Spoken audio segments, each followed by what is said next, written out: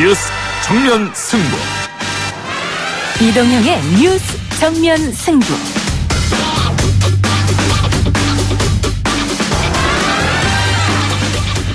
청취자 여러분 안녕하십니까, 이동형입니다. 이번 총선에서 불출마 선언을 한 민주당 원혜영 의원이 공천관리위원장으로 임명되었습니다. 어제 타 방송에서 공천론의 핵심을 밝혔는데요. 들어보시죠. 큰 원칙이야. 공정하게 하자. 얼마나 객관적이고 민주적으로 공천 관리를 하느냐. 국민 참여 경선이 기본입니다. 당원 50%, 일반 시민, 그러니까 유권자 50% 이상. 후보자들에 대한 평가는 뭐니 해도 당선 가능성이 제일 클 거고.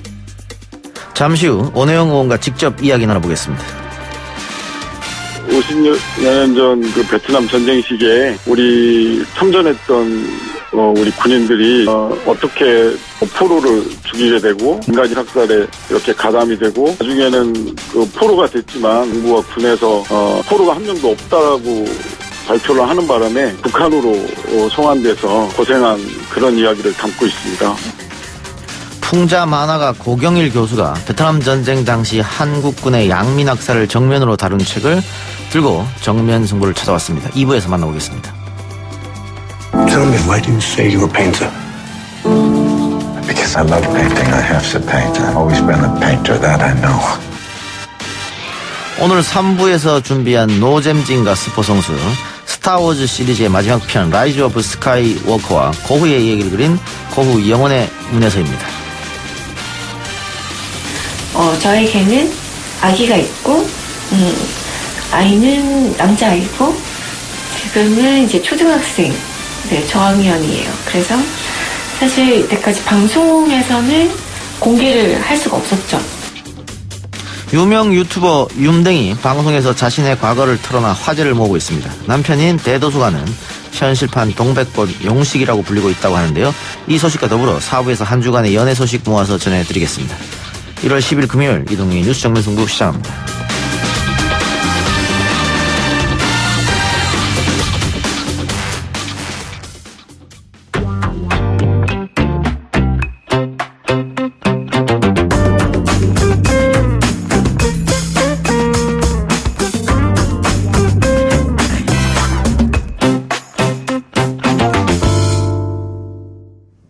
총선의 계절이 다가왔습니다. 여의도의 시간은 하루하루 빠르게 흐르고 있죠. 앞으로 변수도 속출할 텐데요. 인재 영입 탄탄대로 진행 중인 여권은 어떤 전략 속에서 총선을 준비하고 있는지 더불어민주당 공천관리위원장 맡은 오선의 원혜영 의원으로부터 직접 들어봅니다. 어서 오십시오. 반갑습니다. 새해 복 많이 받으세요. 예, 고맙습니다. 자, 불출마 선언을 하셨는데요. 그 이유가 있을까요? 네, 제가 정치를 시작한 지 벌써 30년이 다 돼갑니다. 92년도 제14대 총선에서 처음 등원했으니까요. 올해로 29년을 맞이하죠. 그래서 그동안 별 능력이나 이렇게 노력이 부족한 사람이 열심히 일할 수 있도록 많은 기회를 준 우리 시민들 또 국민들께 감사드리고 이제는 내가 물러날 때가 되지 않았나 이렇게 생각을 하고 이번 20대 국회를 끝으로 정치 생활을 마무리하려고 준비하고 있습니다. 불출마뿐만이 아니고 정계 은퇴도 생각하고 계시는군요. 그렇죠. 국회 그만두면은 정계 은퇴로 봐야죠. 예. 아니 또 사회 원로로 또 민주당 고문으로 또 남아 있을 수도 있지 않습니까? 네. 여지껏 30년간 정치했으니까 이전 비정치적인 분야, 웰다잉 운동이라든가 유산기부 운동이라든가 이런 사회 문화를 좀 밝고 건강하게 만드는 이런 일에 좀 자원봉사 차원에서 열심히 쫓아다니려고 합니다. 기업가로 활동도 하셨고 정치인으로서 30년 하셨고 이제 그러면은 제3의 인생이라고 봐야겠네요. 그렇습니다. 제가 30대에 풀무원을 창업해서 열심히 일했고 또 40대부터는 정치를 30년간 했으니까 이제 올해 저희가 우리 나이로 7순을 맞이합니다. 나이 70이면 제2의 인생, 제3의 인생을 시작하기 딱 좋은 나이 아닌가 이렇게 생각합니다. 그래서 좋은 일을 좀 하시겠다. 네. 선친께서도 그 사회사업 많이 하셨잖아요. 네. 아버님이 국제기아대책기구를 만드는데 많이 역할을 하셨고 저도 나름대로 우리 사회의 부족한 부분. 예. 그거 꼭 예산으로 여러 가지 복지를 위해서 하는 일도 중요하지만 기부 문화를 활성화하고 특히 몇 년 뒤에 닥칠 1000만 노인 시대에 노인들이 자기 삶의 의미를 잘 정리하고 무의미한 연명치료를 받을지 안 받을지 하는 것을 결정하는 문제, 장기 기증의 문제, 화장하느냐 매장하느냐 이런 거의 결정의 문제. 특히 중요한 게 내가 평생 모은 귀한 재산을 내가 어떻게 죽을 때 정리할 건가 하는 예. 유언장 쓰기 문화 이런 것들도 굉장히 필요한 생활 문화라고 생각합니다. 예. 그런 활동을 좀 하시겠다는 생각이고. 근데 정치를 그만둬야겠다고 생각하셨으면 이제 다시는 뭐 정치 뒤돌아보지 않을 거란 생각도 들고 또 이번 국회가 너무 또 뭐 동물국회란 비판도 있었으니까요. 다 훌훌 털고 떠날 것 같았는데 이 공천관리위원장이라는 중책을 맡은 이유가 또 있을 것 같습니다. 글쎄 말입니다. 그래서 30년 정치를 정리하는 시간이 앞으로 남은 5월 말까지의 시간인데 예. 이렇게 바쁘고 또 이게 공천심사라는 게 욕먹을 일밖에 없어요. 그렇죠. 예. 칭찬받을 일이 전혀 없는 게 예. 이것도 일종의 인사에 관한 거 아닙니까? 예. 인사라는 게 잘된 사람은 자기가 잘나서 됐고 노력해서 됐다고 생각하고 안 된 사람은 자기가 억울하게 제도나 여러 가지에 불이익을 당했다. 예. 이렇게 보니까 이게 결코 남는 장사가 아닙니다. 근데 뭐 다 해야 되고 예. 당신밖에 할 사람이 없으니까 꼭 맡아달라고 예찬 대표가 강권을 하는 바람에 예. 뭐 어쩔 수 없이 맡게 됐습니다. 처음에는 고사하셨다고요. 예. 근데 뭐 다른 마땅한 사람은 못 가니까 일방적으로 발표하겠다. 그러는 바람에 떠밀려서 맡게 됐습니다. 예. 자, 공천이 당으로서는 정말 중요한 건데 지난 총선에서 사실은 그 새누리당이 소위 말하는 그 진박 마케팅, 진박 공천으로 망했다 이런 소리도 들었지 않습니까? 그전에는 뭐 180석 한다 이런 얘기도 있었는데 공천 기준은 뭐 당에서 일단 세웠을 테고 앞으로 이 공천 관리를 어떻게 할 것인지 포부를 좀 말씀해 주시기 바랍니다. 네, 우리가 지금 자랑스럽게 국민들에게 보고할 수 있는 게 최근 몇 년 동안 시스템 공천을 확립을 했습니다. 예. 그러니까 공천이라는 게 사실 실제 하는 일보다 과장되게 뭐 엄청난 힘과 이렇게 작용을 하는 걸로 보이는 거는 옛날 얘기입니다. 예. 그러니까 소위 제왕적 공천심사나 공천관리를 생각한다면 그건 옛날 얘기다 이렇게 말씀을 드릴 수가 있고 그래도 어떤 정한 원칙과 기준을 구체적으로 적용하는 거는 과제로 남아있기 때문에 이걸 공정하게 하는 것이 예. 중요하다고 생각합니다. 그리고 그 공정한 건 우리끼리 또 내가 봐서 공정한 건 중요하지 않고 시민이 보기에 예. 당원들이 보기에 공정하게 하는 게 중요하고 우리 공천관리위원회의 역할이 그겁니다. 그리고 예. 또 새로운 세력들이 또 사회적 약자들이 많이 진출할 수 있도록 예. 배려하는 것. 그리고 이것도 우리가 임의로 정하는 게 아니라 이미 청년, 여성, 장애인, 다문화 이런 쪽에는 최대 25%까지 가산점을 줄 수 있도록 돼 있고요. 사회적 약자들에게. 예, 그렇습니다. 그리고 또 뭔가 공익성에 조금 좀 저촉되는 부분, 이를테면 현재 선출직 공직에 있다가 이번에 국회 나오겠다고 유권자들이 뽑아줬는데 임기를 안 마치고 그만두는 분 이런 분들은 25%의 감점을 하도록 이렇게 제도화되어 있기 때문에 예를 들면 지자체장이라든가 이런 사람들이 뭐 지방의원이라든가 뭐 그렇겠죠. 예. 일단은 그러면 기본적으로 그 경선이 원칙인 거고 경선 원칙은 앞서 오프닝에서 들었습니다마는 당원 50% 일반 국민 50%. 그렇습니다. 이건 어떻게 보통 전화로 합니까? 전화 투표로 할 수밖에 없죠. 예. 그러면 전략 공천은 최소한 하겠다. 이게 지금 당의 생각인 겁니까? 그러니까 여지껏 경선을 주 원칙으로 했지만 실제로는 경선이 적용되는 게 총 250개 선거구 중에서 100개가 안 넘었습니다. 예. 근데 이번은 우리 이해찬 대표부터 명확하게 경선을 큰 원칙으로 특별한 예외가 있는 경우를 제외하고는 전면 적용하겠다 이렇게 밝혀 있기 때문에 이번에는 아마 200개 가까운 선거구에서 경선이 이루어질 것 같습니다. 그런데 공천에 있어서 경선이 선이고 전략 공천이 악이고 뭐 이런 건 아니잖아요. 그렇죠. 전략 공천은 다만 왜 전략공천하느냐? 예. 내 편, 내가 좋아하는 사람, 내 세력 이롭게 하는 건 전략공천이 아니고 예.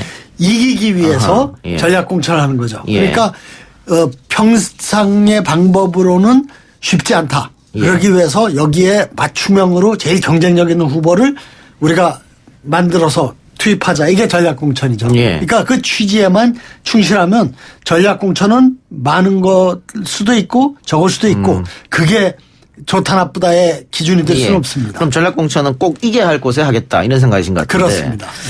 정세균 총리의 지역구 또 추미애 법무부 장관의 지역구 광진 종로 민주당에서는 놓치고 싶지 않은 지역구 아니겠습니까? 이쪽은 전략공천 할 수도 있겠다 이런 말씀으로 제가 이해해도 될까요?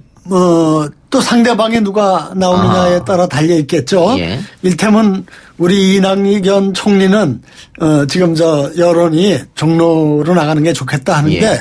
거기에 일테면 이 황교안 대표가 아직 예. 불투명한 것 같아요. 예. 나온다면 빅매치가 될 거고 만일 예. 저쪽에서 강한 후보가 나오는데 우리가 경쟁력이 약하다 그러면은 불가피하게 전략공천을 검토해야 되겠죠. 알겠습니다. 예.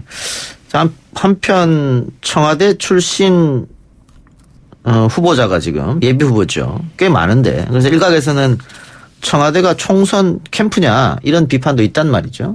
이거 어떻게 생각하십니까?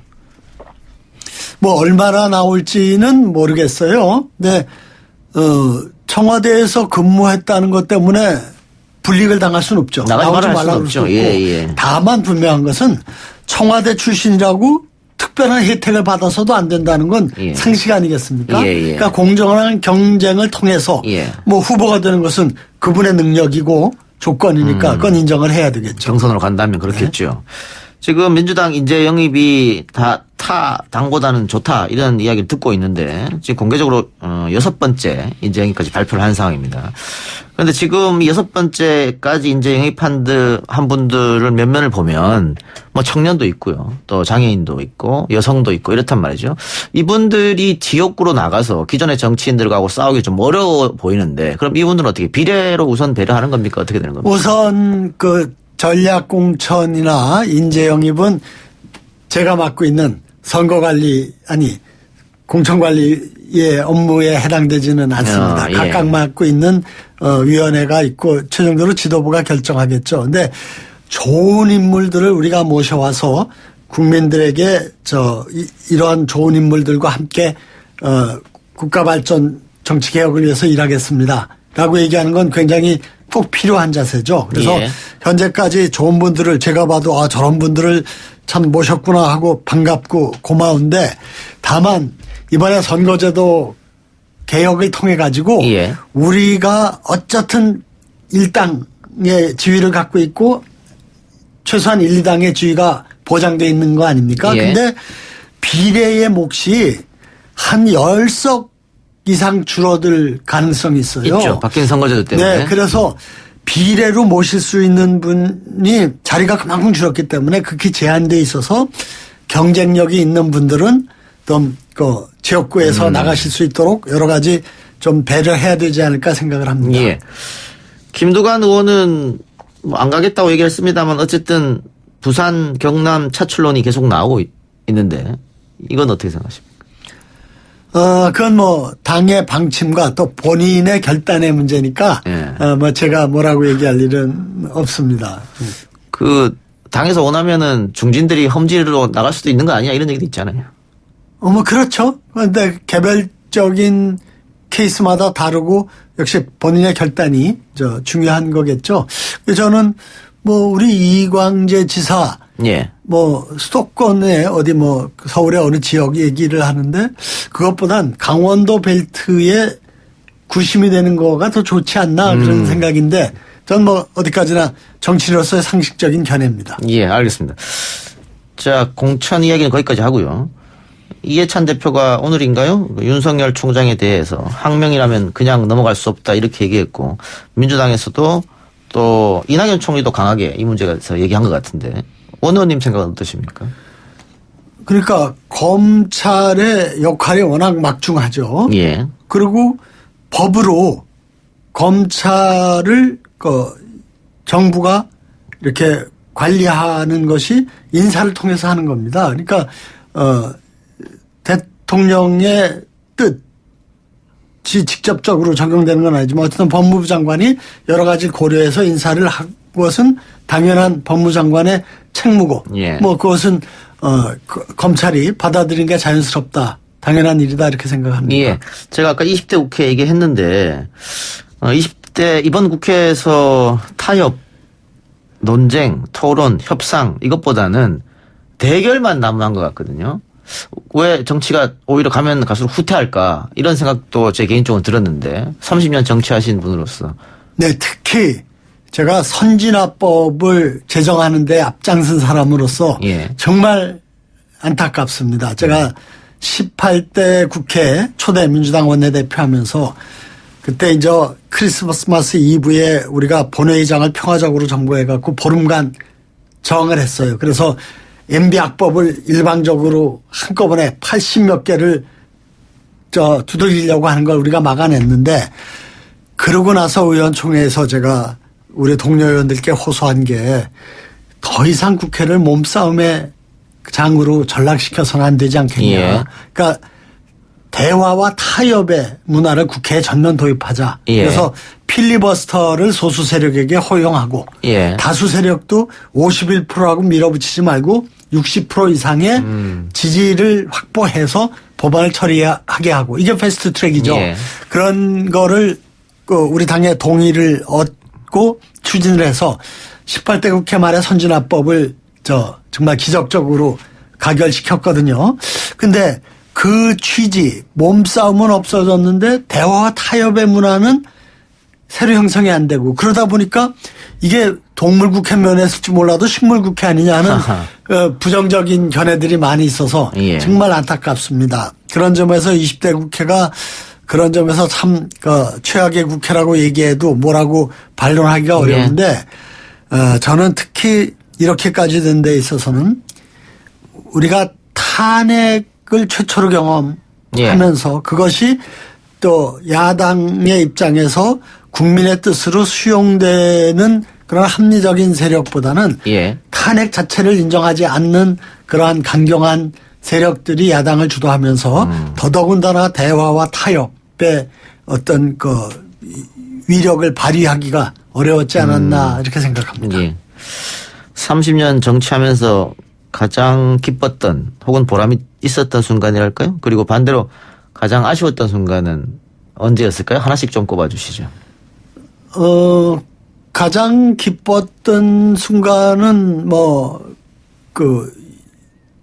국회 활동으로 말하면은 제가 기뻤기보다도 의미를 부여하고 싶은 거는 방금 말씀드린 선진화법을 제정해서 국회에 대화와 타협의 문화를 자리 잡게 하기 위한 노력을 했다는 것이고 제가 이제 부천시장을 2번 했는데 예. 문화도시 만들기를 열심히 했고 이제는 만화 애니메이션 영화의 예. 대표도시가 돼서 예. 아주 자랑스럽고요. 시민들이 잘 모르시지만 과학기술을 행정 서비스에 결합시킨 대표적인 사례가 내가 기다리는 버스 도착 시간을 IT 기술을 통해서 실시간으로 버스 운행해서 보여줍니다. 예. 이게 전국 최초고 세계 최초죠. 아, 그랬습니까? 그것을 도입해서 전 세계의 시민들이 내가 기다리는 버스가 예. 언제 올지 예. 불안 초조해하지 않고 기다릴 수 있는 거를 아주 시연했다는 게 굉장히 자랑입니다. 지금 의원님 그 말씀 하시니까 밖에 우리 제작진이 다 오 이러고 있습니다. 예. 가장 아쉬웠던 순간은 언제 있을까요?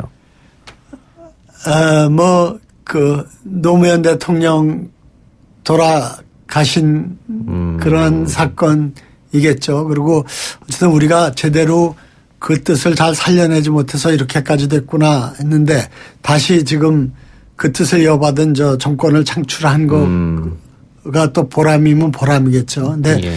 저는 집권한 게 중요한 게 아니고 집권해서 잘하는 게 정말 중요한 거라고 생각하고 저를 포함해서 우리 집권 세력 모두가 정말 최선을 다하는 자세, 무한 책임을 지는 자세가 필요한 것 같습니다. 노 전 대통령하고는 함께 통추도 하면서 인연이 깊으셨으니까요. 예. 그렇습니다. 알겠습니다. 은퇴한다고 하니 가족분들은 어떻게? 좋아하죠. 좋아했습니까? 네. 이제 그럼 가족분들하고 시간을 좀 많이 가질 수 있겠네요. 네, 그렇습니다. 네. 예. 알겠습니다. 앞으로 남아있을 정치 일정 마무리 잘 하시고요. 지금 준비하시는 제3의 인생도 잘 준비하셔서 좋은 성과 있기를 바라겠습니다. 오늘 출연해서 고맙습니다. 고맙습니다. 예, 지금까지 더불어민주당 공천관리위원장인 오내영 의원과 만나봤습니다. 1부 순서 마치고요. 2부 초대석 인터뷰 시사 만화가와 함께 돌아옵니다. 딱딱하고 지루한 뉴스가 소설보다 흥미진진해지는 새로운 경험. 놀라셨죠? 이것이 바로 이동준의 뉴스 정면 승부.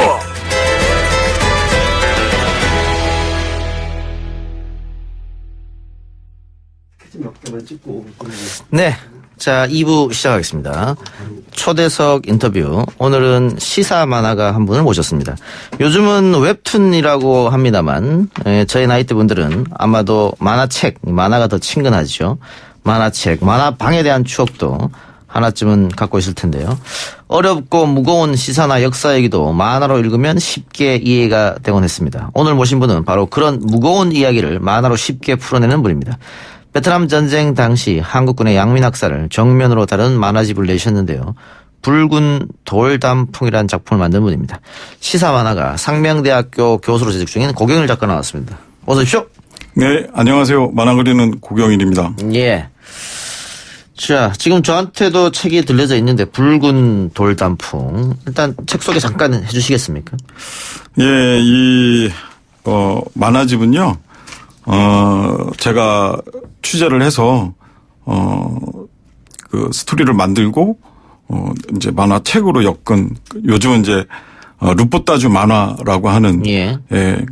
그런 그 장르의 만화고요. 예.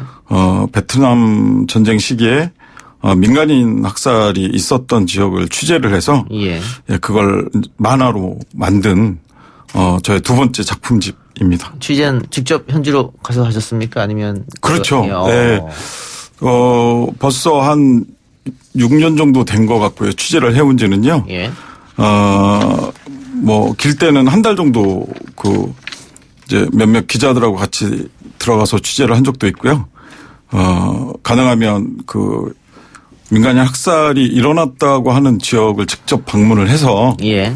거기에 피해자 가족들을 만나서 이야기를 많이 들었습니다. 근데 어쨌든 우리의 좀 아픈 역사고 베트남도 당연히 하겠습니다만은 이거를 들춰내서 취재하고 만화를 그리기가 쉽지 않았을 것 같은데 이런 걸 그려야겠다라고 생각하게 된 계기가 있을까요? 저는 원래 일본에서 풍자 만화를 공부를 했고요. 예. 일본에서 유학을 할 때 저의 첫 번째 전시가 일본군 위안부 문제. 아하. 그리고 그게 1996년도였거든요. 예. 그리고 일본의 전쟁 책임 문제를 다루고 그걸로 이제 협박을 많이 좀 받았었어요. 근데 그때 일본의 스승님이 말씀하신 것이 아직도 잊혀지지 않는데요. 일본에서는 냄새나는 물건에는 뚜껑을 덮는다라고 하는 속담이 있다고. 그러면서 왜 이런 문제를 자꾸 건드리냐. 일본에서는 덮는다라고 하셨어요. 근데 그때 저는 도저히 이해를 못했고 그 당시에 새로운 역사 교과서를 만드는 모임이 이제 만들어지거든요. 예. 그분들이 이제 텔레비전에 나와서 계속 그러니까 가짜 뉴스를 퍼뜨리는 상황이었어요. 역사를 왜곡하고. 그렇죠. 예. 그래서 그 부분에 대해서 이거는 문제가 있고 특히 제가 한국에는 썩은 종기는 도려내야 된다라고 하는 속담이 있다고 그렇게 답변을 드리면서 이제 풍자 만화를 시작하게 된 거예요. 근데 그래서 일본군 위안부 문제나 전쟁 책임 문제에 대해서 계속 작업을 해왔고 소녀상을 만드신 김석영, 김우성 작가하고도 계속 작업을 해오고 있는데요. 작업을 하다 보면 김석영, 김우성 작가나 저나 그러니까 일본이 싫어서 일본 정부가 미워서 손해상을 만들거나 일본 정부를 풍자를 하는 게 아니라는 거죠. 예. 왜냐하면 그냥 도덕적이고 상식적이지 않기 때문에 비도덕적이고 비상식적이기 때문에 이 부분에 대해서 문제 제기를 하는 것이고 그리고 이거는 그냥 상식의 문제고 인류의 보편적인 인식의 문제인데 예. 이런 문제들을 덮는 것이 문제가 있다라고 해서 작업을 하게 된 거고 베트남 전쟁에서 한국군들의 민간인 학살 문제 이 부분에 대해서도 제가 어떻게 한국군을 싫어할 수 있겠습니까? 우리 군인이고 그분들 덕분에 경제 성장이 있었던 것도 분명히 사실이고 그럼에도 불구하고 이것을 문제 제기하는 것은 우리 베트남 전에 참전한 군인들이 미워서가 아니고요. 예. 우리가 잘못 배우고 있잖아요. 예. 그리고 잘못 후세들한테 알려주고 있고 그리고 이런 것들을 공유하지 못하고 있고 이런 부분에서 누군가 일을 해야 되지 않겠느냐. 예. 알겠습니다. 네. 우리가 일본에게 진실을 촉구하고 사과를 요구하는 것처럼 우리 잘못도 겸허하게 반성할 필요가 있다. 그래서 시작하셨다. 이렇게 제가 이해하겠습니다. 네. 인터뷰 중간에 속보가 하나 지금 들어왔네요. 행정안전부에서 발표한 재난방송 안내해드리겠습니다. 내일 오전 6시부터 밤 9시까지 서울, 인천, 경기, 충북 지역 미세먼지 비상 저감 조치가 시행됩니다. 가능한 외출을 줄이시고 외출을 하실 때는 필요시 보건용 마스크를 착용하시고 귀가 후에는 손발을 깨끗이 씻는 등 건강관리에 유의하셔야 합니다. 실내외 공기오염도를 고려해서 적절한 환기를 하시고 공기청정기 등 필터는 주기적으로 점검해야 합니다. 이상 행정안전부에서 알려드렸습니다. 예. 자, 지금 시사 만화가 상명대학교 고경일 교수랑 이야기를 하고 있는데요. 풍자 만화가 뭐 그림만 잘 그려도 되는 것도 아니고 말 그대로 권력 풍자해야 되는 건데, 이 권력을 풍자하다가 사실은 안 좋은 경우를 당한 그런 작가들도 많이 있지 않습니까? 예, 늘 주위에 그런 작가들이 넘쳐나죠. 좀 이해가 안 돼요. 대한민국 사회에서 그런 일이 아직도 벌어진다는 게. 어쩌면 우리가 시민들이 촛불을 들고 세상을 바꿔내고 민주적인 절차를 통해서 대통령도 바꿔낸 이런 사회이긴 한데 우리가 겉으로는 많은 것들이 바뀌었지만 그렇지 않은 부분들이 굉장히 많이 있다라고 하는 반증이고요. 예. 그런 권력을 갖고 있는 사람들은 풍자를 좋아하지 않는 것 같아요. 예. 네. 뭐 역대 대통령들 중에서 그런 분들이 많이 계셨고, 뭐 지난 정권에도 당장 블랙리스트가 만들어졌으니까요. 그렇죠. 거기에 이름이 안 올라가면 작가가 아니다라고 할 정도로 많은 분들이 순환을 당했습니다. 예. 저는 안 올라갔습니다. 제일 먼저 올라가셨을 것 같은데요. 그래요. 예. 자, 우리가 붉은 돌단풍 이 책에 관해서 이야기하고 있는데 혹시 이 베트남 참전 용사분들이나 이런 분들로부터 항의를 받지는 않았습니까? 왜 지금 이런 걸 그리나 이렇게. 예, 뭐 항의는 늘 많이 받고요. 예. 그리고 저는 늘 감사하게 생각해요. 안 팔리는 책을 이렇게 홍보를 많이 해주시고 저한테 이렇게 애정을 가져주시는데 예. 누가 이런 책을 보겠습니까? 이거 예. 재미도 없는데. 예, 저는 그렇게 생각을 하고요. 그 취재는 의외로 해외에서 많이 했습니다. 그러니까 지금 뭐 기억의 보따리전 해서 2019년도에도 독일 도르트문트나 보쿰 이런 지역에서 전시할 때 거기에 참전 군인이셨던 분들이 와 계신 거예요. 예. 보쿰이라 이런 지역은 또 탄광이 유명하거든요. 그래서 그 탄광에서 일하시고 은퇴하신 분들인데 알고 보니까 참전군이었다. 그리고 또 뭐 캐나다 밴쿠버에서도 만나고 워싱턴에서도 만났는데요. 그분들은 굉장히 슬퍼하죠. 예. 슬퍼하시고 그리고 구체적인 이야기들은 안 하시는데 근데 이제 민간인 학살이 일어난 어떤 기간이 집중되어 있습니다. 그러니까 68년, 69년, 70년 요때 집중적으로 일어나거든요. 그 집중된 이유가 있을까요? 우리가 64년부터 73년까지 약 10년간 파병했는데 왜 그 3년 정도에 집중돼 있을까요?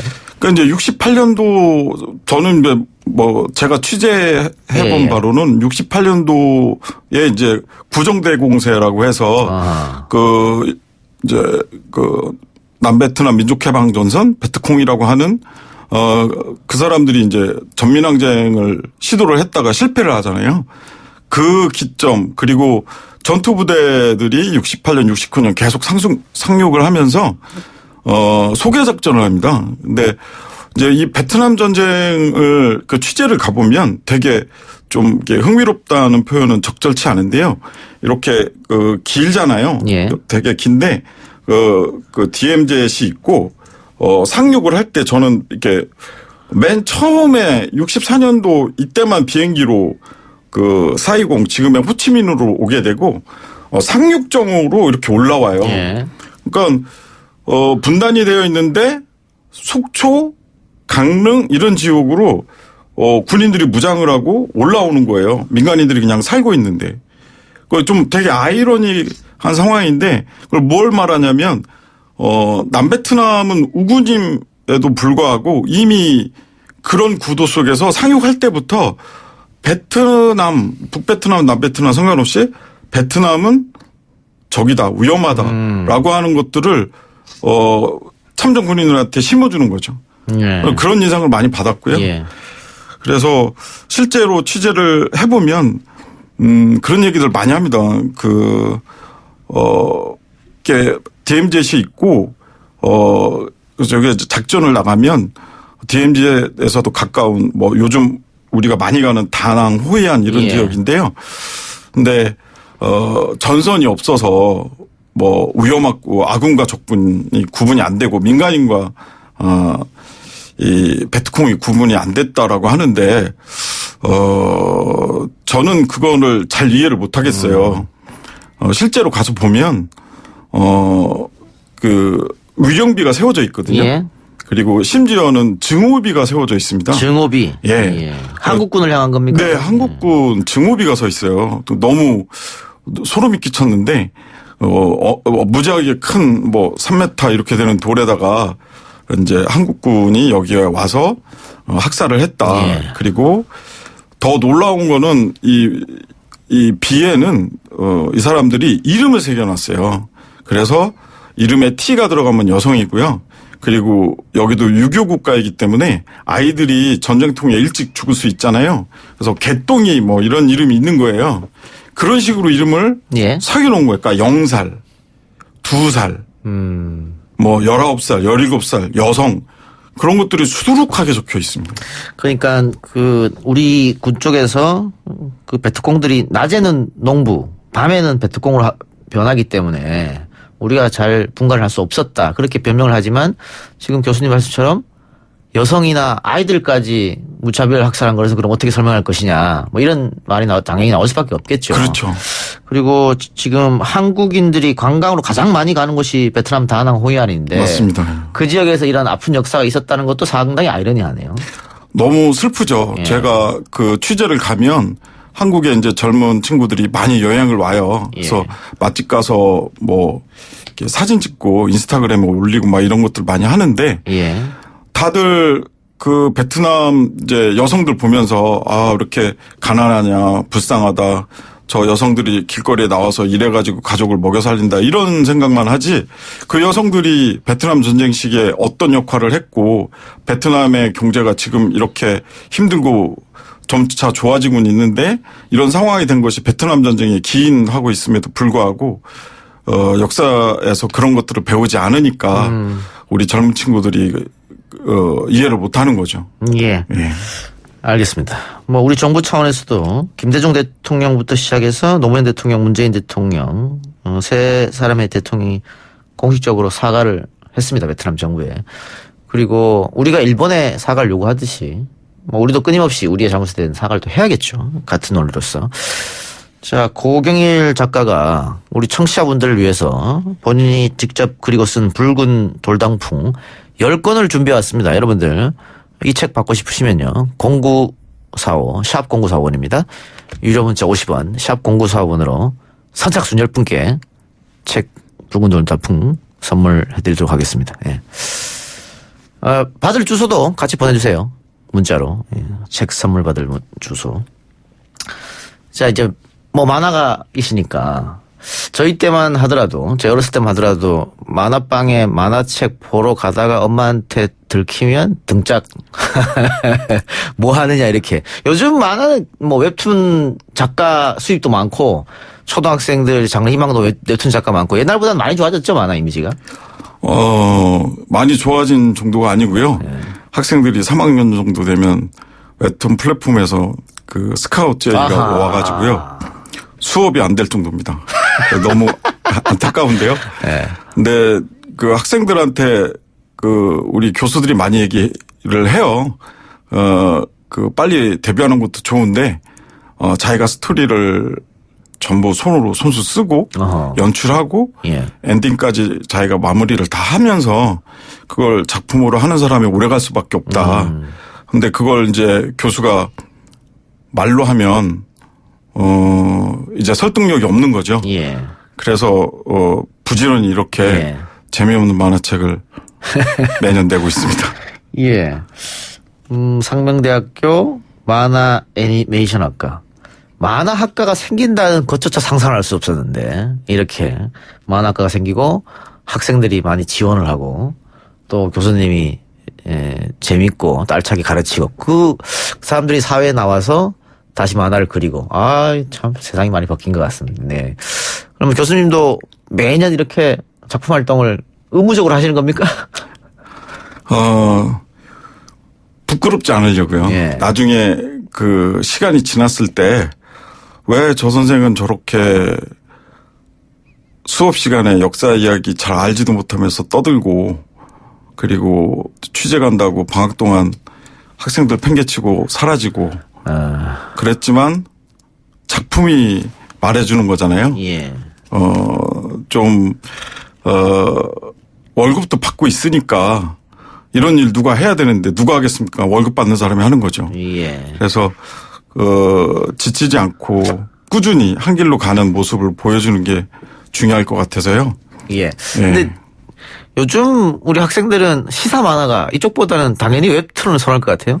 예, 웹툰 중에서도 이제 상업 웹툰이니까요. 예. 뭐 성인 만화, BL, 보이스러브, GL 이런 장르예요.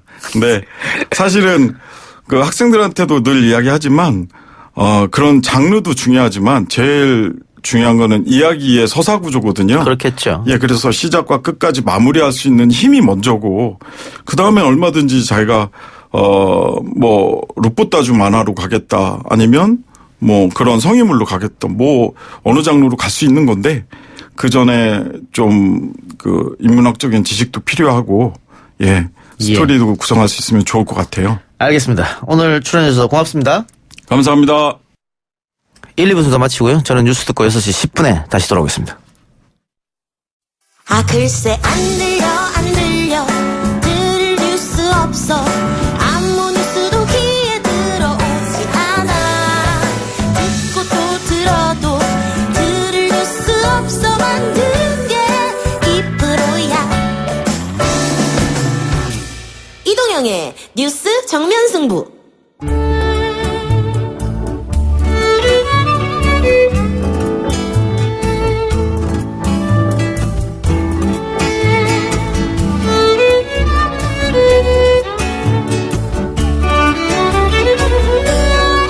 YTN 라디오 이동의 뉴스 정면 승부 3부 시작하겠습니다. 매주 이 시간 영화 이야기하는 시간이죠. 노잼진과 스포성수.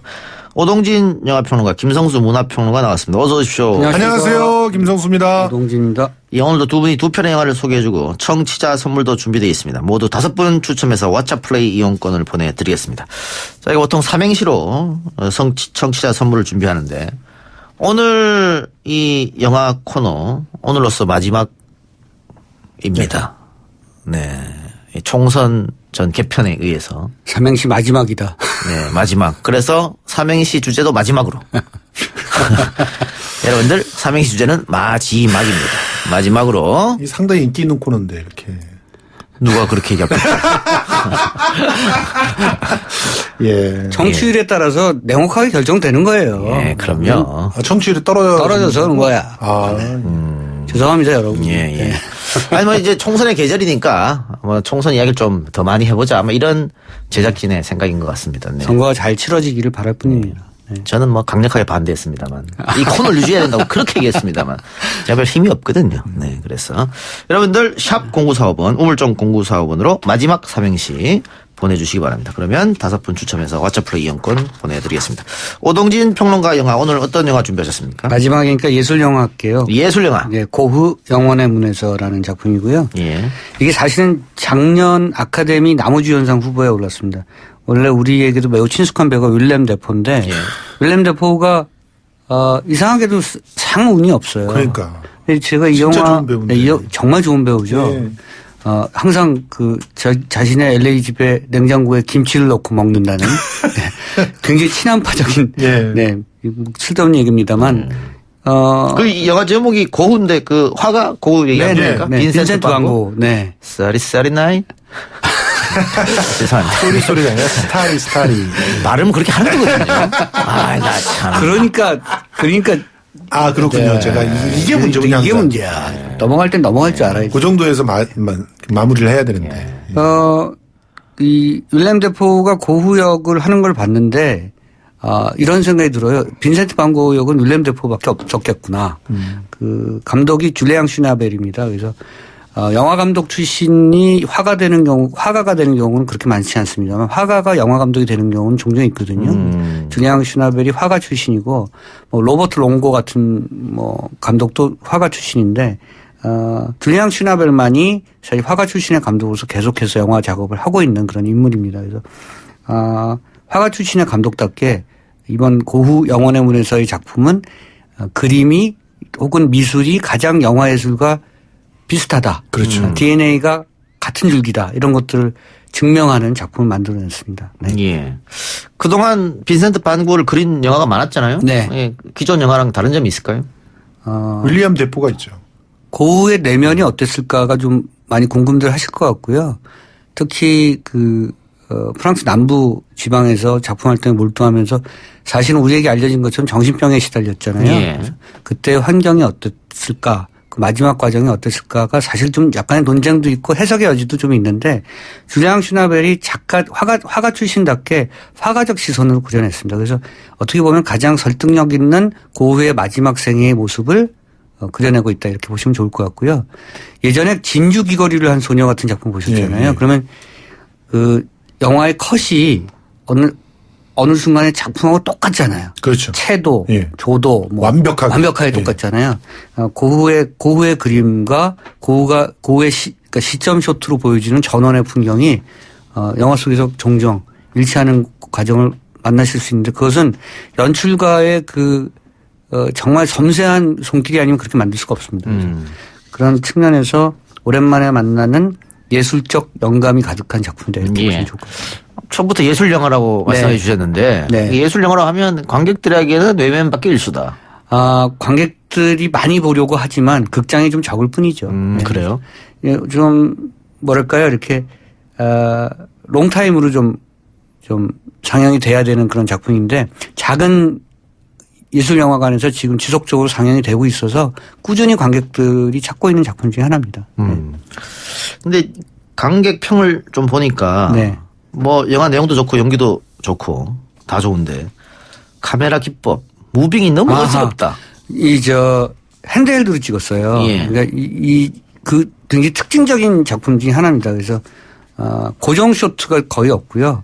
거의 없는 게 아니라 전무하고 대부분 핸드헬드로 흔들리는 카메라를 찍었습니다. 그래서 사실은 그러니까 고흐가 들판을 굉장히 자유롭게 다니면서 그림을 그리잖아요. 그리고 많은 이동이 많고 고흐의 시점과 시선이 사실 자기의 내면만큼 흔들리는 어떤 시선이 많습니다. 그렇죠. 세상을 바라보는 시선이. 그래서 의도적으로 줄리앙 슈나벨 감독이 핸드헬드로 찍은 것 같고 다소 좀 어지럽게 느껴질 때가 있어요. 너무 흔들리니까. 그런데 그것 자체가 오히려 역설적인 현실감을 부여해 줍니다. 뭐 당연히 다분히 의도하고 그렇게 했겠죠. 그렇죠. 네. 그리고 뭐 격정적으로 그 그림을 그리는 것처럼 영화도 그렇게 흔들리는 거죠. 예. 그럼에도 불구하고 고흐의 기억하시잖아요. 그 강렬한 에너지의 해바라기 그림 같은 그런 전원의 풍경과 고흐의 그림을 이 영화에서 만날 수가 있습니다. 감독이 전하고자 한 메시지는 어떤 게 있었을까요? 예술은 어려운 것이다. 어려운 길이지만 그것이 성취하는 것은 굉장히 빛나는 무엇이다. 우리 인생도 비슷한 것이다. 예. 우리 인생도 굉장히 힘든 것이지만 힘든 그 노정에서 성취되는 무엇인가는 굉장히 빛나는 어떤 것이 있다. 이런 거겠죠.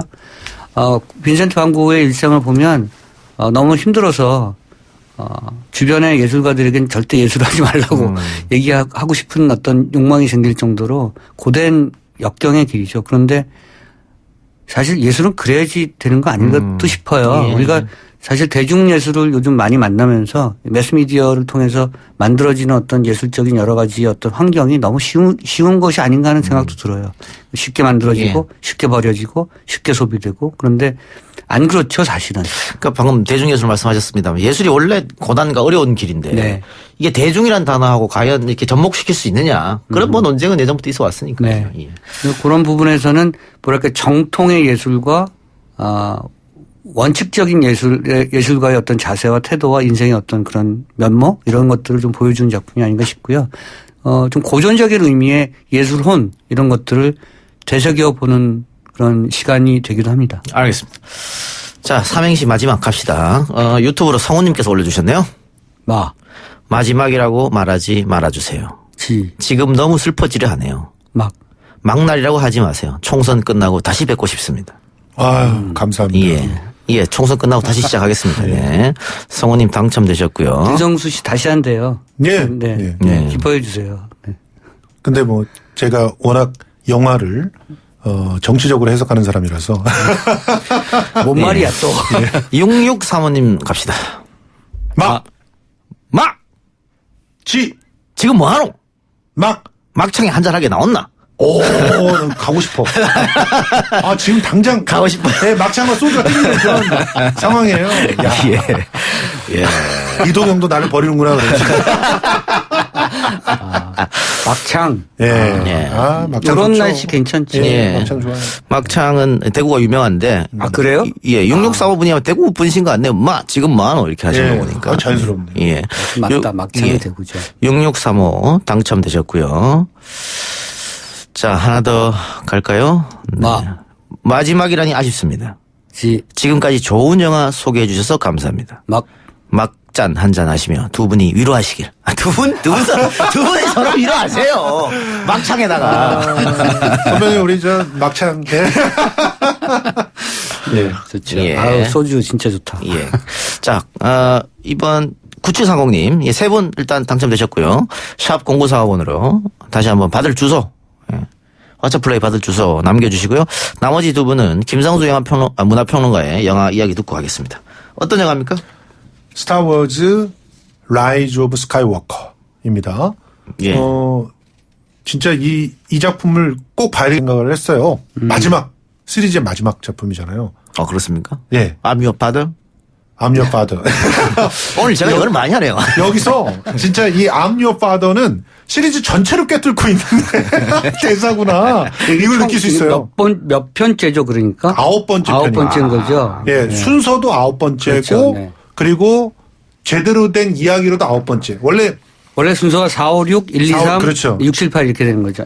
7, 8, 9 이렇게 된 건데. 이게 첫 시리즈가 77년이니까 40년이나 훌쩍 넘었네요. 그렇죠. 첫 시리즈를 보면서 입을 다물지 못했던 그 어린 시절에 제가 있었습니다. 진짜 이 영화를 볼 때 미국이란 나라는 엄청나다. 어떻게 이런 거를 영화로 찍을 수 있었을까. 저게 저렇게 실감나게 찍을 수 있나. 서부극을 우주로 가져온. 근데 그게 우주 특히나 죽음의 별에서의 그 전쟁 씬 있잖아요. 공중전 씬은 진짜 손에 땀을 쥐고 봤거든요. 마지막에 부들부들 떨면서. 그 충격을 어떻게 보면은 저희들한테 안겨준 그들에게 아낌없이 마지막에 이 정도 영화라면 이 정도 정도는 내가 안을 수 있다라고 보면서 헌사할 수 있는 그런 작품이었다고 생각을 하고. 근데 그 캐리 피셔가 진짜 정말 매혹적인 공주잖아요. 예. 네, 근데 요즘은 그래도 다 늙은 모습으로 다시 나오죠. 캐리 피셔가 9편에는 안 나오겠지만. 네. 이 9편에서요. 네. 사실은 찍다가 돌아가셨거든요. 돌아갔어요? 캐리 피셔가? 네. 죽었잖아요. 그래서 그 어떻게 보면은 그 장면을 이제 일부 그래픽으로 살려냈다고 저는 알았는데. 내 세대 배우가 돌아갔네요. 그럼요. 예. 그래서 나도 마지막 방송이고 이걸 꼭 봐야 돼요. 마지막 도대체 근데 너무 기술적으로 완벽한 게 저는 이걸 보면서 백두산하고 이제 이 영화하고 비교해서 보시면 좋겠어요. 이제 그래픽 기술로 우리가 얼마만큼 정말 미국을 최고죠. 따라잡았나 네. 이거를 백두산에서 확인할 수 있는데 또 한편으로는 따라잡은 정도가 아니라 그렇죠. 증가했어요. 네. 근데 또 한편으로는 이제 이 스타워즈를 보면서 어떤 생각이 드냐면 야 도대체 어디서부터 그래픽이지? 모를 정도로 특히나 이 거대한 파도가 막 그 몰아치는 장면에서 광선검 전투를 벌이는 장면이 있어요. 렌하고 레이하고 이 장면은 악권 중에 악권이다. 이런 말씀을 드리고 싶어요. 이런 작품에서 더 놀라운 것이 배우의 연기력이에요. 사실은 대부분 블루매트에서 연기를 하잖아요. 네. 전체의 그림을 자기가 보고 있는 상황이 아니잖아요. 상상을 통해서 연기하는 것이니까 이런 연기가 더 힘들어요, 사실은. 그러니까 실물을 배경으로 그 안에서 연기할 때보다 상상을 통해서 연기하는 그 배우들이어서 저는 오히려 좀 높이 평가합니다. 뭐 배우들 그랬다면서 이러려고 배우가 된 거예요. 자괴감 느낀다고. 예. 아담 드라이버가 또 나와서. 아담 드라이버 연기 너무 좋고요. 그렇죠. 네. 예. 워낙 좋은 배우인데. 예, 근데 스타워즈 시리즈가 1977년에 나왔고 김성수 평론가처럼 여기 빠져든 분이 상당히 많았는데 시리즈가 계속되면서 북미 흥행은 계속 좋아지는데 우리나라 흥행은 계속 내리막입니다. 그럴 이유가 있을까요? 예. 일단은 4, 5, 6편이 만들어지고 난 다음에 1, 2, 3편이 만들어졌잖아요. 그런데 새로운 도전이라든가 어떤 그 이야기에 있어서의 어떤 탄탄한 그 어떤 전설화의 과정들이 좀 부실하게 여겨지는 거죠. 그러니까 왕좌의 게임 같지 않은 거죠. 그렇죠. 쉽게 말씀드리면. 실제로 4, 5, 6편만 보면은 1, 2, 3편은 똑같은 거 또 하는 거 같네? 이런 얘기가 또 들고 그래서 8편인 라스트 제다이가 저주받은 명작이라고 얘기가 되는 이유가 뭐냐면 그 이전에 그 세계관들을 다 깨부셔버렸어요. 그러니까 그 반전과 충격에 팬들이 막 경악하면서도 야 이렇게 스타워즈 세계를 갖다 바꿀 수 있구나라고 하면서 또 평단에서는 엄청난 찬사를 보냈던 건데 이번 마지막 편은 다시 원점으로 그러니까 77년 전으로 다시 돌아간 것 같은 그런 스토리예요. 그래서 그런 부분에서 좀 아쉬움들은 있을 것 같습니다만 그래도 원래 스타워즈 1편을 보면서 이제 홀릭이 됐던 사람들은 이게 더 익숙하죠. 더 친하고 그런 측면에서 이번 9편을 즐겁게 보실 수 있지 않을까 생각이 듭니다. 그 스타워즈가 미국의 영화 산업의 지형도를 바꾼 영화예요. 그러니까 조지 루카스가 1편을 만들고 번 돈이 9조거든요. 구조를 벌어서 이 사람이 딴 짓을 안 하고 ILM이라는 특수효과 회사를 차렸어요. 맞아요. 그래서 모든 할리우드 영화의 특수효과를 다 담당을 한 거예요. 그 중에 하나가 조스예요. 스필버그의 조스죠. 그러니까 조스 같은 영화가 나오면서 이른바 할리우드의 블록버스터의 트렌드가 만들어진 것이니까 이 스타워즈는 뭐 미국적 문화의 어떤 세계화를 꿈꿨던 작품이기도 하지만 한편으로는 미국 할리우드 영화 산업을 세계화시킨 그런 그런데 지금 저는 이제 스타워즈를 보면서 무슨 생각이 들었냐면 제가 이제 주로 평가하는 부분들이 이런 부분인데 스타워즈의 스토리가 굉장히 낡은 스토리잖아요. 그리고 선과학이 명확하고 대사도 어쩜 그렇게 유치해요. 그런데 그 안에 그때 당시 77년도 당시의 세계를 날카롭게 그렇죠. 지적하고 거기서의 맹목적인 대결에 대한 종언을 선언을 했어요. 그런 그 어떤 시대를 바라보는 눈이 루카스한테 있었다는 게 대단한 건데요. 오죽하면 레이건 시대의 그 미소 간의 맞습니다. 미러시아 간의 그 전쟁이 스타워즈였겠어요. 맞습니다. 그러니까. 그런데 그 이야기를 그다지 변형시키지 않았는데 어떻게 보면 지금의 시대 정신을 또 담고 있더라. 그래서 저는 다른 거 다 얘기 안 하고요. 하도 스포 성수라고 하니까 이 대사는 꼭 알려드리고 싶어요. 또다시 제국의 함대들이 만들어졌단 말이에요. 그 제국의 함대들이 다시금 저항군들을 공격하려고 하고 진짜 어마어마한 그 무기들로 장비를 하고 다시 생겼는데 그들에 대항해서 싸우는 사람들이 누군가 확인을 한번 해 보시기 바라고요. 저항군도 아니에요. 그래서 이런 대사를 하는데 이것도 명대사가 될 것 같은데 정확하게 이제 그 말 그대로는 아니지만 It is not Navy, just people 이라는 대사가 나와요. 이 대사를 듣는데 전율이 오는 거예요. 마린이 아니고 네이비로. 그러니까 그 군인들이 아니라는 거예요. 군인들이 맞서 싸우지 않아요. 이 영화에서의 핵심적인 시대 정신을 꿰뚫고 있는 그 장면이라고 생각이 들어요. 그래서 군인들이 이 피플들에게 밀려나는 겁니다. 그거는 엘리트들이 피플들에게 밀려나는 것과 동일하고요. 예. 김성수 평론가가 이제 피플 파워에 대한 그 신념이 있잖아요. 네. 그 피플 파워들에 대한 낙관이 실제로 77년도 작품에도 있었고 지금도 있어요. 근데 77년도 작품에서 제다이라고 하는 그런 개념이 생기고 그러면서 점점 더 그걸 탐구해 왔는데 그거는 엘리트와 전위의 어떤 중요성을 얘기하는 거였거든요. 그게 다 무너지는 거예요. 라스트 제다이에서 무너지고 그리고 나서 피플 파워가 결과적으로는 세상을 구원하는 이야기입니다. 그리고 제다이는 사실은 전설이 되는 거예요. 집단 지성을 믿자 이거죠. 그렇죠. 네. 집단 지성에 막 자기가 옳다고 뭐 이렇게 항거하는 그런 분들이 있는데 그 퇴물이 되는 거예요. 마지막으로 J.J. 에이브럼 감독에게 김성수 평론가의 이 지금 이 평론을 전달해 주도록 노력하겠습니다. 그래서 많은 그 평론가들이 이 작품을 혹평을 해요. 혹평을 하는 게 영화 평론가들이기 때문에 혹평한다고 생각이 들고요. 요거를 다른 방식으로 전체 문화 콘텐츠들이 과연 이 시대를 어떻게 담고 기록하는가의 측면에서 본다면 그렇죠. 네. 나름대로 굉장히 큰 의미가 있는 또 어떤 스토리가 만들어졌다고 저는 영화를 생각합니다. 텍스트만으로 보면 조금 빈약하지만 그걸 좀 컨텍스트로 좀 보면 그렇죠. 정치적이고 사회적이고 좀 인류학적으로 보면 해석할 여지가 많다. 지금 그래서 저는 이제 북미에서 이게 굉장히 흥행 성적이 좋거든요. 그거는 북미 사람들은 더욱더 아주 민감하게 느낄 수 있는 그런 전개들이었다.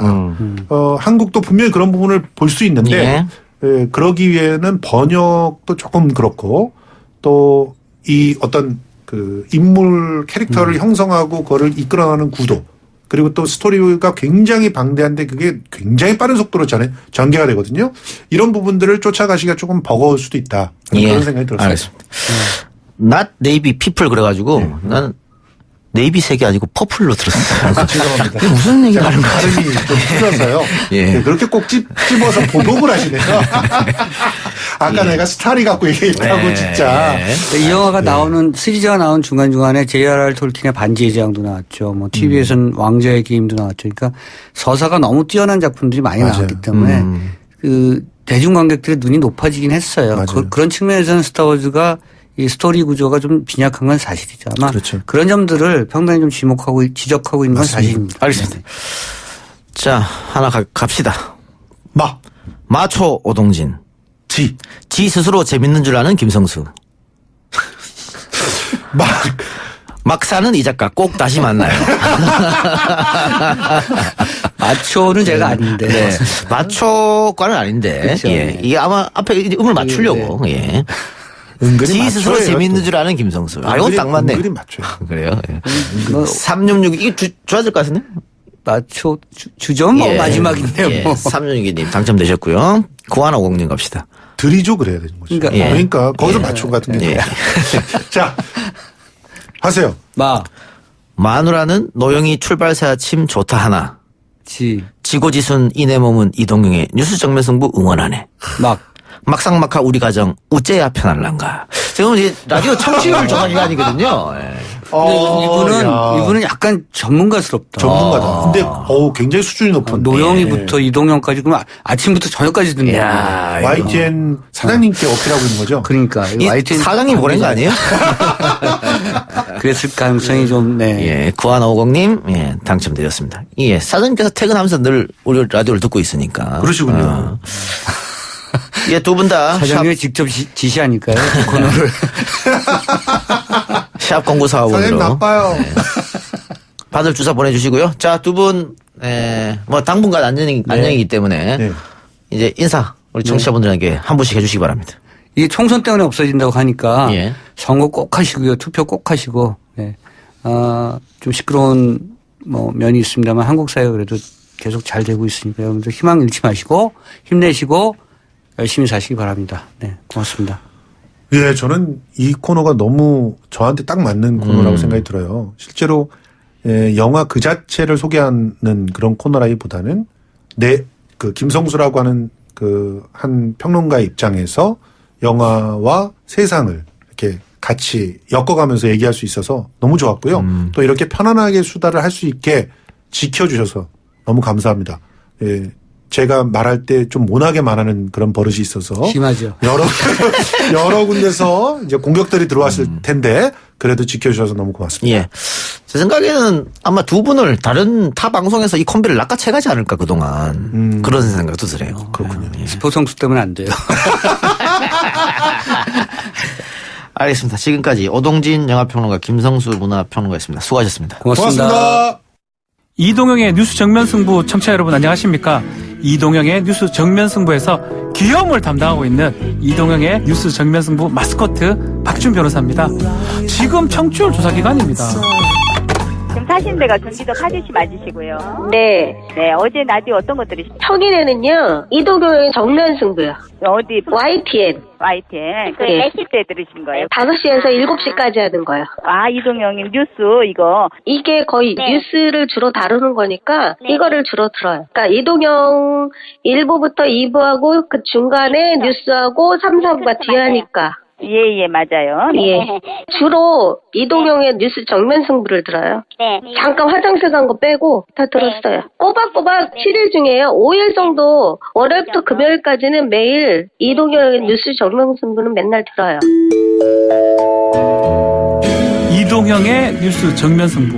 우리 모두 지금은 이동형의 뉴스 정면 승부를 듣고 있습니다.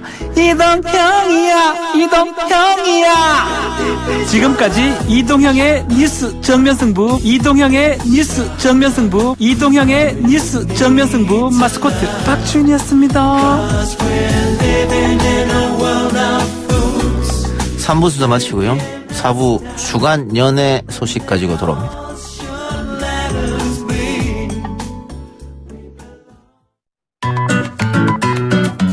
뉴스 신동 이 작가와 함께하는 비포장 뉴스 해학 뉴스 정면 승부.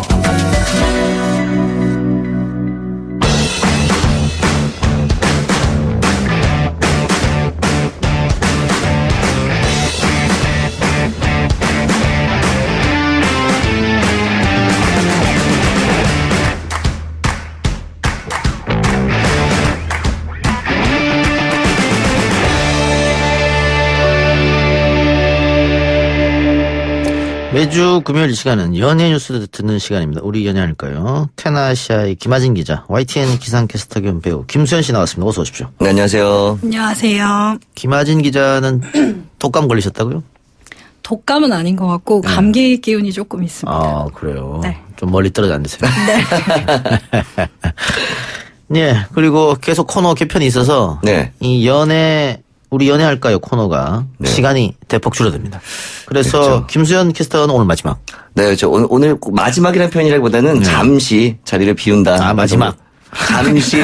잠시만 비운다라고 느껴지면 될 것 같고. 예. 뭐 4월 이제 총선 끝나고 나면 다시 돌아오기를 희망하고 있겠습니다. 예, 네네. 예. 더 멋진 모습으로. 예. 네.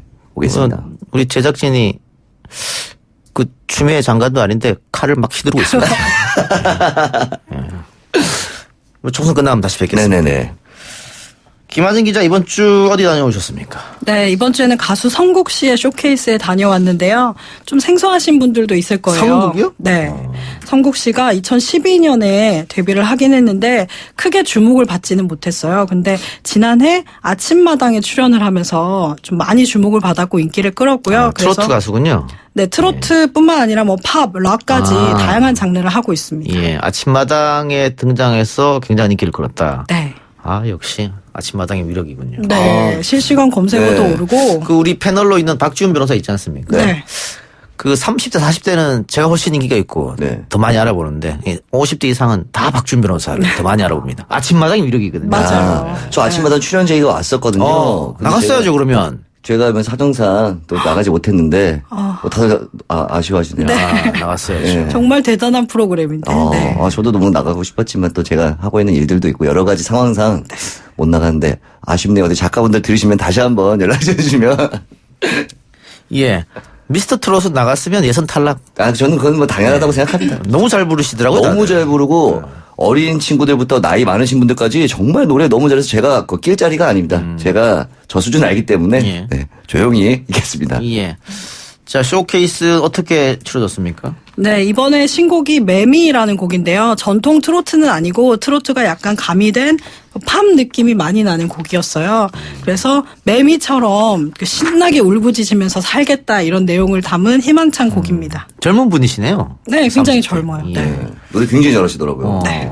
긴 무명 시절을 겪었다고 하니까 이번 음반으로 대박 나시기를 기대하면서 예능 얘기로 넘어갑시다. 네. 오늘 첫 방송되는 화제의 예능이 있다고 하는데 네. 어떤 겁니까? 핸섬 타이거즈라고 농구를 하는 이제 예능이죠. 예. 여기 서장훈 씨가 이제 감독으로 나오고 그리고 이제 배우 이상윤 씨, 서지석 씨, 차은우, 김승현, 강경준, 쇼리, 줄리엔강, 문수인, 이태선, 유선호 씨가 이제 등장을 하는데 이번에만 웃기고 뭐 재밌고 이런 예능이 아니라 진짜로 축구를 해서 성장해 나가는 그런 것들을 보여주는 그런 예능이라고 합니다. 농구 예능. 서장훈 씨가 감독이고. 네. 축구 예능 프로가 인기 끄니까 똑같이 농구 예능 프로. 뭐 아마 그런 가능성도 있지 않을까 싶은데 일단 그래서 막 웃기거나 이런 부분이 아니라 정말로 열심히 노력을 해서 성장하는 모습을 보여주겠다라고 밝혔습니다. 근데 이게 뭐 지상파 방송이 이게 지상파를 이용해서 만드는 거잖아요. 국민의 세금으로 만드는 것과 마찬가지인데 컨텐츠를 다른 데서 만들면 그 비슷한 컨텐츠를 그대로 뺏겨서 하는 것은 좀 이 컨텐츠를 만드는 회사에서 좀 생각해 봐야 될 게 아닌가. 그렇죠.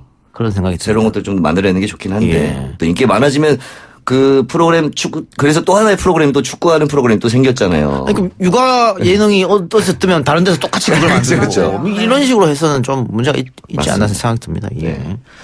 어쨌든 그 서장훈 씨가 농구 감독으로 나오는데 서장훈 씨한테 기대를 많이 하고 있는 것 같습니다. 시청자들이. 그렇죠. 게다가 원체 저도 굉장히 팬이었지만 농구 거의 뭐 저희가 천재라고 부르는 정말 대한민국에 나올 수 없는 그런 뭐 농구 선수다라고 불릴 정도로 굉장한 선수였기 때문에 많은 분들이 좀 지켜보고 있죠. 예. 핸섬 타이거즈 지켜보도록 하겠고요. 프로듀스 101으로 탄생한 프로젝트 그룹인 X1. 투표 조작 논란에 휩싸여서 제대로 활동을 하지 못했었는데 해체를 발표했네요. 네, 지난해 8월에 데뷔 음반을 발표한 이후에 이제 시청자 투표 조작 논란이 일면서 잠정 활동을 중단했어요. 근데 최근에 이제 소속사들끼리 합의가 좀 제대로 이루어지지 않아서 결국에는 해체를 하기로 했습니다. 예. 팬들이 반발하고 있다면서요. 네, 팬들은 아무래도 오랫동안 기다린 활동인 만큼 응원을 하려고 준비를 하고 있었는데 해체를 한다고 발표를 하자마자 전 세계 팬들이 이제 활동을 계속 해줬으면 좋겠다 하는 그 응원의 메시지를 계속 남기고 있는 거죠. 예. 이 팬들도 그렇습니다만 엑소원도 어떻게 보면 피해자 중에 한 사람 아닐까. 네, 아무래도 그 몇 달 동안 열심히 연습한 건 사실이기 때문에 조작과 관련한 거 외에는 그 친구들은 열심히 최선을 다해서 열심히 연습한 것 외에는 뭐 잘못이 없다고 봐야겠죠. 예. YTN 건물 바로 옆에 CJ 건물이 있지 않습니까? 그렇죠. 예, 사과하고 반성을 해야 될 거라고 봅니다. 네. 예, 젊은이들의 꿈을 뺏어버렸다. 맞습니다. 예.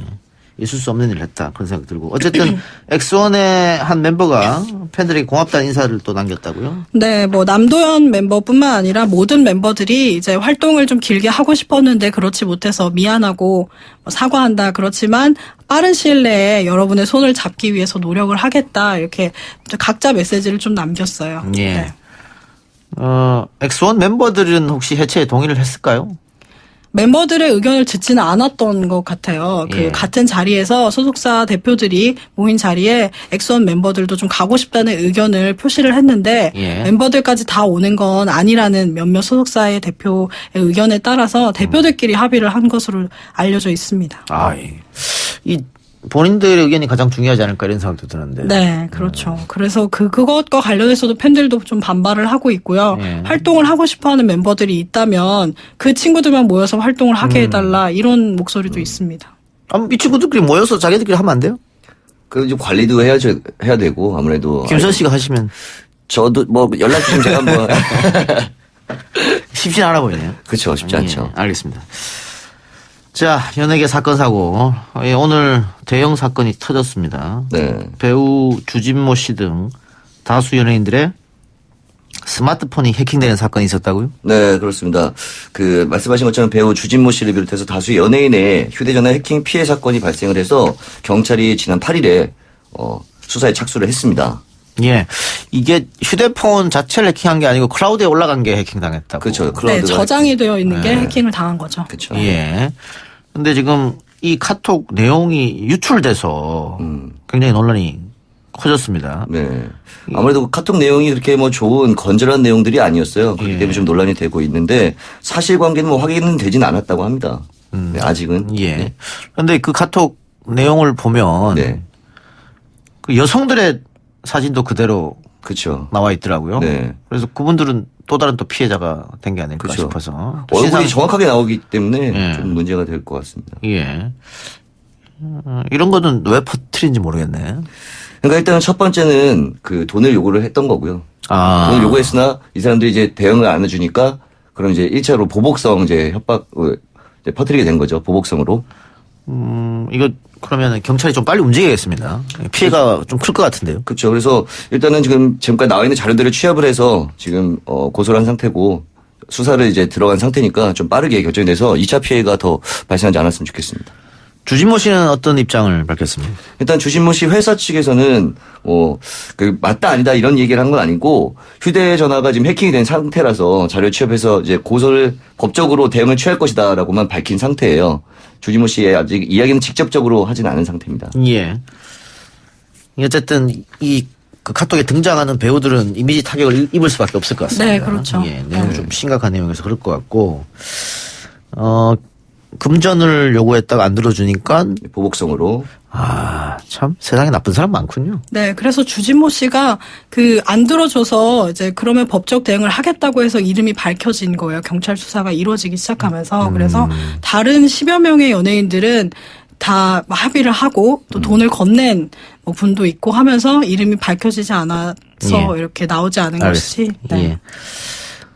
우리 담당 PD가 사진이나 내용 묘사는 안 돼요 이렇게 전달해 줬는데 네네. 지금 이야기 다 했거든요. 우리 처음에 이렇게 말해줘 끝났는데 저렇게 적어주면 뭐 저희가 사진은 크게 뭐 얘기하지 얘기는 안 했습니다. 얼굴이 나왔다. 아니 이 정도. 제 말은 주의사항은 네네. 이 아이템 하기 전에 이야기를 해줘야지 끝나고 이렇게 앞으로 사진 얘기가 있으면 그렇게 하면 되겠네요. 앞으로 예, 예. 그래, 알겠습니다. 다른 사건 이야기 해보죠. 네. 버닝썬 사건을 수사 중인 검찰이 가수 승리 씨에 대해서 구속영장을 청구를 했는데 벌써 구속된 거 아닙니까? 일단은 뭐 구속 다른 사건으로 구속됐군요. 네네. 예. 그래서 지난해 6월 말 경찰이 불구속 기소 의견으로 사건을 검찰에 송치한 지 7개월 만에 이제 구속 영장을 다시 청구하게 된 거죠. 승리 씨가 승리 씨가 구속은 안 됐군요. 승리 씨는 구속은 나왔죠. 안 됐고요. 지난해 5가지 혐의로 구속영장을 신청했는데 그때 당시에는 법원에서 기각이 됐고요. 네. 이번에는 또 다른 7가지 혐의로 또 구속영장을 신청해서 오는 13일에 심사가 이루어질 것으로 전망되고 있습니다. 어떤 혐의입니까? 네, 이번에는 여러 차례 해외에서 도박을 한 혐의, 상습 도박 혐의가 있고요. 그리고 외국 환거래법 위반 혐의도 포함이 돼 있고 또 여성의 사진을 전송한 것에 대한 성폭력 처벌법 위반 또 등등 이렇게 있습니다. 예. 구속영장 실질 심사가 13일에 있다고 하니까 구속 여부는 14일쯤에 결정이 나겠네요. 그렇죠. 네. 알겠습니다. 자, 다음 소식으로 넘어가겠습니다. SNS의 명성을 앞세워 허위 과대 광고를 일삼은 인플루언서들이 식약처에 적발됐다. 그중에는 개그맨 박명수 씨 안에 한수민 씨와 가수 김준희 씨가 포함되어 있다. 그래서 김준희 씨가 오늘 실검에 올라왔군요. 네. 설명이 좀 필요할 것 같습니다. 네, SNS를 통해서 이제 자신이 팔고 있는 건강식품 이런 것들을 화장품 이런 것들을 좀 올리면서 이게 굉장히 좋다고 합니다라고 이제 선전을 하고 네. 또 다른 사용했던 후기들을 같이 올리면서 SNS를 통해서 많이 이렇게 사진을 게재를 하는데 예. 이것이 이제 위반 사항 보건당국에 적발이 된 겁니다. 과장되었다. 네. 허위 광고이다. 이렇게 적발이 되면서 지금 좀 화제가 되고 있죠. 두 사람의 입장은 나왔습니까? 네, 우선 한수민 씨는 정말 경솔하게 행동을 했다. 앞으로 더 조심해서 꼼꼼하게 체크를 하겠다고 했고요. 김준희 씨 역시 마찬가지로 죄송하다고 이야기를 하면서 그렇지만 자신이 팔고 있는 식품에는 전혀 문제가 없다 이렇게 이야기를 했습니다. 한수민 씨가 그런데 구설수가 이번이 처음이 아니라고요? 네, 한수민 씨가 각종 방송에도 많이 출연을 하고 있어요. 박명수 씨 아내뿐만 아니라 그래서 방송에서 그 온라인 그 생방송도 하고 예. 그러면서 좀 경솔한 행동과 말을 하면서 좀 구설수에 올랐습니다. 어떤 경솔한 행동과 말을 했는데요? 그 어린아이들이 쓸 법한 네. 그런 행동, 제스처들을 했어요. 이것은 진짜다라고 하는 그런 행동들을 그 SNS를 통해서 하면서. 선동작? 네. 네, 그것이 굉장히 경솔한 행동이다 이렇게 이야기를 해서 비난을 받았죠. 네. 강명수 씨도 사과를 했습니다. 네. 방송에서. 네. 방송이라는 게 사실 굉장히 이렇게 좀 많은 분들이 보고 영향력이 있는 거기 때문에 항상 조심해야 되는데 네. 주의를 못했네요. 그러게요. 예, 유명 유튜브 크리에이터 부부죠. 대도서관과 윤댕. 최근 다큐멘터리를 통해서 윤댕 씨의 과거가 밝혀져서 화제가 됐다고요? 네, 일단 윤댕 씨가 자녀가 있고 이제 이혼을 했다는 사실이 밝혀졌죠. 그러니까 사실은 유튜버로 활동할 때 이제 미혼인지를 모두 알고 있었기 때문에 예. 좀 충격이 크고 팬들이 굉장히 많기 때문에 많은 분들이 조금 놀랐죠. 예. 네. 그러니까 각자 윤댕 씨와 대도서관 씨 두 명 다 유명한 사람들이었기 때문에 두 사람이 결혼한다는 것도 화제였는데 네. 알고 보니까 윤댕 씨가 결혼 전력이 한 번 있고 또 아이도 있었고 또 몸도 안 좋았다. 네. 근데 그 사실을 다 알고도 대도서관이 같이 결혼해주고 지금까지 비밀을 지켰다. 뭐 이렇게 지금 아름다운 이야기가 흘러나오고 있는 거네요. 그 네. 대도서관이 굉장히 핫해졌습니다. 네, 그 사람이 좋다라는 프로그램 자체가 굉장히 진솔한 이야기를 많이 하고 또 네. 따뜻한 분위기로 흘러가기 때문에 두 사람의 아주 따뜻한 사랑 이야기가 화제가 됐죠. 예. 방송에서 꺼내기 어려운 이야기였을 텐데 왜 이런 얘기를 했을까요? 일단은 그 기존에는 그 아이한테 엄마라고 부르지 뭐 이런 얘기들은 안 했었다고 해요. 그러니까 이모라고 부르고 한다거나. 근데 이제 본인으로서도 이 윤댕 씨는 아이에게 좀 떳떳한 엄마가 되고 싶었던 마음이 좀 있었던 것 같아요. 그래서 좀 편하게 진짜로 이제 우리 아이와 나와의 그 관계 때문에 좀 방송에 출연하면서 밝혔던 것 같고 일단은 뭐 대도서관 분한테 굉장히 사랑을 많이 받고 있기 때문에 좀 마음적인 치유도 좀 많이 되지 않았나 하는 생각도 들어요. 그런데 팬들 반응 보니까 속았다. 그동안 네. 후원했던 돈 내놔라. 이런 분도 있고 네. 충격받았다. 자숙하고 방송 접어라. 이렇게 반응하는 분들 근데 계시네요. 그럴 수밖에 없었던 게 미모의 유튜버였기 때문에 많은 분들이 응원을 많이 해줬던 거고 예. 사실은 어떻게 보면 속았다고 보는 게 맞는 게 나는 진짜 내가 좋아하는 마음으로 막 이렇게 했는데 거짓을 뭐 밝히지 않았지만 거짓인 것처럼 하고 살았기 때문에 충격을 받을 수밖에 없죠. 그러니까는 뭐 미혼이고 네. 방송에서 그런 얘기도 안 했고 그래서 내가 좋아서 그렇죠. 별풍선이라고 하는 거죠. 그렇죠. 네, 그렇게 후원을 했던 건데. 후원을 했었는데 내가 알고 보니까 속았는 거네. 네. 그러면 돌려줘야 되는 거 아니야? 이렇게. 네. 그렇죠. 내가 이거 애가 있는 줄 알았으면 나는 후원 안 했다 이렇게 안 했을 생각하는 분들도 것이다. 있기 때문에 예. 그런 이야기들이 좀 있죠. 어쨌든 윤댕의 힘든 과거를 알고 감싸 안고 결혼한 대도서관 동백꽃 용식이다. 이거 뭔 말입니까? 동백꽃 필 무렵을 이제 안 보셨잖아요. 예. 그래서 거기 보면 이제 공효진 씨가 아이를 키우고 있는 미혼모였는데 그 모든 것들을 감싸 안고 이제 강하늘 씨가 이제 사랑을 해주는. 예. 그러니까 아이랑은 전혀 상관없이 그 사람 자체를 사랑해주는 그런 모습이 있었기 때문에 예. 같은 모습이다라고 나오고 있죠. 예. 예, 동백꽃이 올해 대상 받았습니까? 네, 공효진 씨가 대상을 받았고 예. 8관왕을 했습니다. 8관왕. 네. 네. 전 아직 못 봤습니다. 저의 마지막 드라마는 나의 아저씨입니다. 나의 아저씨도 재밌었죠. 거기서 끝입니다. 쭉 시간을 가지고 드라마를 볼 시간이 없어가지고. 네, 추천드립니다. 동백꽃? 네, 휴지도 좀 갖고 보셔야 돼. 눈물이 많이 나요. 슬퍼요. 저 즐거운 거 보고 싶은데. 즐거움도 있고. 네, 재밌기도 하고. 네. 네. 그래요? 맞습니다. 알겠습니다. 동백꽃. 예. 추천 받았으니까 한번 봐보도록 하고요. 예. 예, 앞서서 저희가 말씀드렸습니다만은 이 코너도 없어진 건 아니고 네. 시간이 굉장히 짧아집니다. 그래서 앞으로는 김하진 기자 혼자 단독 드리블 할 예정이기 때문에 김수현 기상 게스트는 잠시만. 네네. 잠시 또 김하진 기자가 아프거나 바쁜 스케줄 있으면 제가 또 올지도 몰라요. 네. 여러분들 너무 제가 없다고 크게 관심은 안 가지시겠지만 제가 더 좋은 모습으로 즐거운 입담을 가지고 돌아오도록 하겠습니다. 해외 출장 가서도 급히 돌아오던데 이것 때문에 좀 빠질 사람이 아닙니다. 오늘 봐요. 감기 걸려도 나타나잖아요. 네네. 뭐 건강하셔야죠. 아마 오래 하시고 4월에 다시 만나는 걸로 하겠습니다. 알겠습니다. 김수현 기상캐스터 저희랑 반년 이상 한 것 같은데. 네네, 꽤 됐죠. 제가 날 더울 때 시작해서 지금 추워졌으니까. 예. 네. 우리 청취자분들 그동안 사랑해준 청취자분들한테 인사 한번 하십시오. 굉장히 미흡하지만 와서 이렇게 또 많은 이야기들 전해드리고 제가 알고 있는 상식들을 좀 많이 좀 전달해 드리려고 했는데 잘 되는지 모르겠어요. 제가 다시 돌아올 때는 연예계에 숨어있는 많은 이야기들 가지고 돌아오도록 하겠습니다. 기대해 주시고 또 그동안 많이 들어주셔서 감사합니다. 예, 고맙습니다.